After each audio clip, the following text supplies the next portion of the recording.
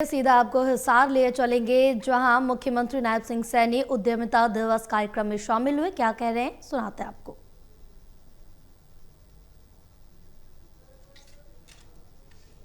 आज हम सब के लिए ये बहुत ही गर्व का दिन है कि हम चौधरी चरण सिंह कृषि विश्वविद्यालय इस हिसार के प्रांगण में विश्व उद्यमिता दिवस मनाने के लिए एकत्र हुए हैं। इस ऐतिहासिक भूमि पर आयोजित कार्यक्रम में मैं आप सभी ऊर्जावान युवाओं का और युवाओं के बीच में आकर के मुझे बड़ी खुशी का भी अनुभव हो रहा है। आपकी आंखों की चमक, आपके चेहरे पर उत्साह, आपके दिलों में कुछ कर गुजरने की जो जज्बा, सही मायने में वही विकसित भारत और विकसित हरियाणा की ये महत्वपूर्ण नींव है। मुझे ये जान करके भी अति प्रसन्नता हुई है कि इस कार्यक्रम में हमारे विश्वविद्यालयों, कॉलेजों और स्कूलों, ITIs के लगभग यहां पर 2000 विद्यार्थियों तथा हमारे हरियाणा प्रदेश के विभिन्न क्षेत्रों से लगभग 100 सफल उद्यमी यहां भाग ले रहे हैं। यह कोई सामान्य कार्यक्रम नहीं है, यह एक विचार महोत्सव है, एक ज्ञान का ये यज्ञ है। यह एक ऐसा कार्यक्रम है जो नए विचारों को पंख देता है, साहसिक प्रयासों का सम्मान देता है और नवाचार को ये प्रेरित करता है। यह मंच युवा प्रतिभाओं और अनुभवी उद्यमियों का ये संगम है। आज यहां अनुभव का ज्ञान और आप सब युवाओं का जो जोश मिलकर के एक नई गाथा लिखने को ये तैयार है। मैं इसके लिए आप सबको बहुत बहुत साधुवाद देता हूं। साथियों, आज जब हम विश्व उद्यमिता दिवस के अवसर पर ये दिवस मना रहे हैं तो यह आवश्यक है कि उद्यमिता के गहरे अर्थ को हमें समझने की आवश्यकता है। जो हमारे माननीय सतीश जी ने कई उदाहरण देकर के हम सबको बताया है, प्रेरित किया है, तो हमें इसके गहरे अनुभव को समझने की आज आवश्यकता है। उद्यमिता केवल व्यवसाय शुरू करना या पैसे कमाना ये नहीं है। इसकी शुरुआत एक विचार से होती है। व्यक्ति सोचता है कि मैंने क्या करना है, मेरे पास कौशल क्या है। अगर कौशल भी नहीं है तो उसके पास जो विचार है और उस विचार को लेकर के जब वो खड़ा होता है तो हमारे सतीश जी ने बताया कि आज 5 करोड़ रुपए की टर्नओवर है। ये उसका विचार है, जिस विचार को उसने आगे बढ़ाया है। ये आज हमें अपने जीवन में आज इस अवसर पर ये संकल्प लेने की आवश्यकता है, जिससे कि हम इसकी शुरुआत कर एक विचार से इसे आगे बढ़ाना है। यह एक ऐसी चिंगारी है, हम सब जानते हैं, ये एक ऐसी चिंगारी है जो किसी भी समस्या का ये समाधान खोजने या जरूरत को पूरा करने के लिए आपके मन में, आपके दिल में ये जलती है। उस विचार को जब अवसर, संसाधन और जोखिम उठाने की हिम्मत और नवाचार के पंख मिलते हैं तो वह एक सफल उद्यम में बदल जाता है।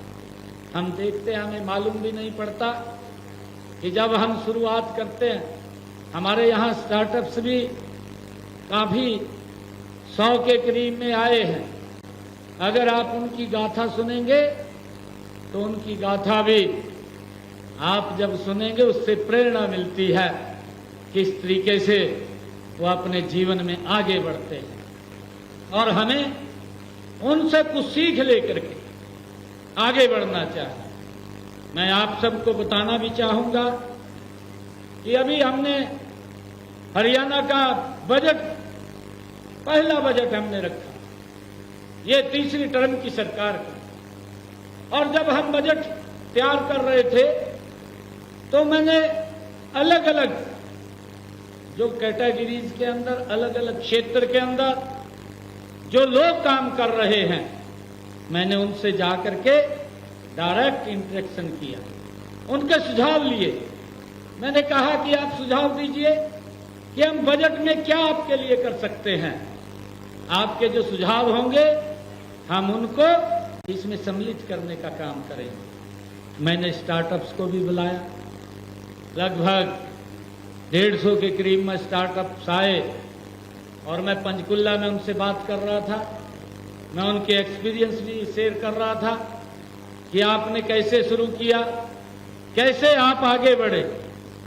कई स्टार्टअप्स ने तो मुझे जब वहां पर बताया कि मुझे पढ़ते पढ़ते, मैं पढ़ाई भी कर रहा था, घर से भी सपोर्ट नहीं थी, मैंने जीरो बैलेंस के ऊपर अपना काम शुरू किया, और जब मैं फाइनल के अंदर पहुंचा तो मेरी टर्नओवर 100 करोड़ रुपए चली गई। ये हमारे हरियाणा के स्टार्टअप हैं जिन्होंने ये मुझे बताया है। क्योंकि व्यक्ति का जो लक्ष्य है, अगर उसने ठान लिया है तो अपने लक्ष्य को पूरा कर जाएगा। मित्रों, हमने उनसे सुझाव लिए, और सुझाव लेकर के हमने अपने बजट के अंदर इस बात को शामिल किया कि हमारे जो स्टार्टअप्स हैं, जो काम करना चाहते हैं, फंड्स ऑफ फंड्स 2000 करोड़ रुपए का प्रावधान हमने उनके सुझाव के ऊपर इस बजट के अंदर हमने शामिल किया है, ताकि हमारे नए स्टार्टअप इसमें आगे आएं और वो भी विकास की नए पंख लगा करके ऊंचाइयों को छुएं। मुझे खुशी है मित्रों, हमारे देश के यशस्वी प्रधानमंत्री आदरणीय नरेंद्र मोदी जी की कुशल नेतृत्व में केंद्र सरकार ने भी अनेक योजनाएं युवाओं को आगे बढ़ाने के लिए चलाई हुई हैं, और ये योजनाएं एक ऐसा इकोसिस्टम तैयार कर रही है जहां हर युवा अपने सपनों को साकार कर सकता है, उसको ऊंचाई दे सकता है। और जिसका मैंने जिक्र किया है कि स्टार्टअप योजना ने भारत के युवाओं को नवाचार और उद्यमिता की एक नई लहर ये पैदा की है।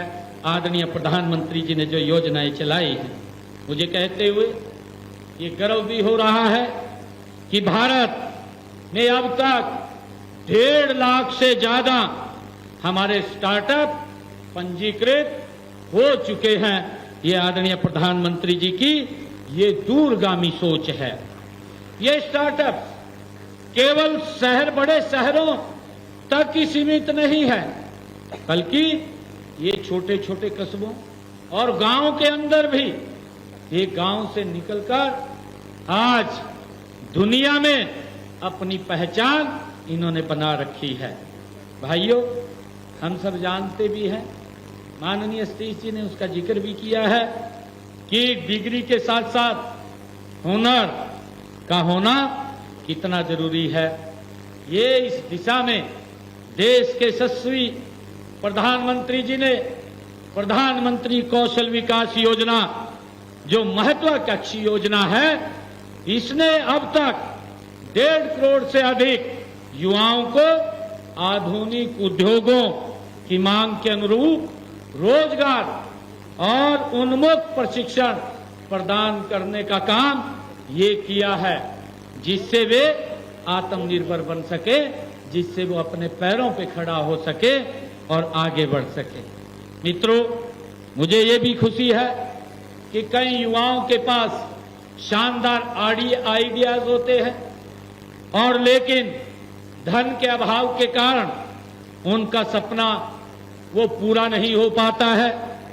आदरणीय प्रधानमंत्री जी ने उनके सपने को पंख लगाने के लिए मुद्रा बैंक योजना, उसका शुभारंभ किया है, ताकि हमारा युवा बिना गारंटी के इस योजना के साथ जुड़ करके उसको 10 लाख रुपए तक का ऋण बैंक उपलब्ध कराता है, ताकि वो अपने छोटे कार्य को शुरू कर सके और उद्यमियों को अपने व्यवसाय जब शुरू करते हैं करने में उनको बड़ी मदद इसके माध्यम से मिलती है। साथियों, मुझे ये भी खुशी है कि नवाचार की नींव बचपन में ही रखी जानी आवश्यक है। जब हम देखते हैं कि जब हम शुरू से उसको स्टार्ट करते हैं, कई प्रकार की कठिनाइयां भी हमारे सामने आती हैं। उन कठिनाइयों का जिक्र माननीय सतीश जी ने भी किया है और हमारे यहाँ जो स्टार्टअप्स बैठे हैं, जिन्होंने इस काम को शुरू किया है, उनसे भी आज हम कुछ बात सुनना चाह रहे थे, परंतु समय के अभाव के कारण, क्योंकि आज एक बैठक भी है और मैंने तुरंत निकलना है, तो मैंने कहा कि अभी हम बात नहीं करेंगे और सीधा आप लोगों से इंटरेक्शन करके, क्योंकि मैंने निकलना है। इनके भी बड़े एक्सपीरियंस थे, स्पेशल हमने इनको बुलाया था कि आपके बीच में ये कुछ अपने एक्सपीरियंस शेयर करें, ताकि उनसे हमें प्रेरणा मिले और हम भी उस रास्ते के ऊपर आगे बढ़ सकें। इसी सोच के अनुरूप हमने स्कूलों, कॉलेजों और कॉलेजों में जो अटल इनोवेशन मिशन के तहत हमने अटल टिंकरिंग लैब की स्थापना भी हमने की है, ताकि हमारे बच्चों को जो रटने की प्रवृत्ति है से निकालकर उनको सिखाने की और हम ले जा सकें, ताकि उसका एक्सपीरियंस उनको मिले और वो उसमें आगे बढ़ सके।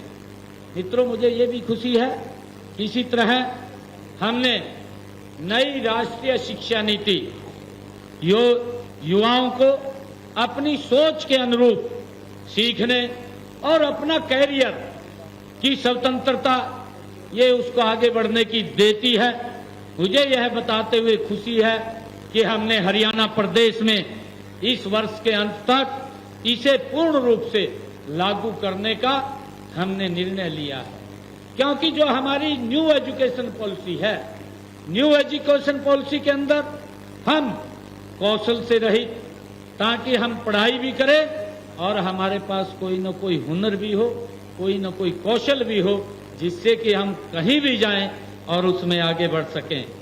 मैं भी ये बताना चाहूंगा कि इस समय प्रदेश में हमने 197 राजकीय जो मॉडल संस्कृत विद्यालय हैं, इनमें वित्त वर्ष के बजट में एक राजकीय मॉडल संस्कृत विद्यालय में centre of excellence in skills के रूप में विकसित करने का हमने प्रस्ताव रखा है, ताकि हमारे युवाओं को एजुकेशन के साथ साथ उनमें स्किल भी आए, वो सीखें। उसको लेकर के हमने इस कार्यक्रम को आगे बढ़ाया है।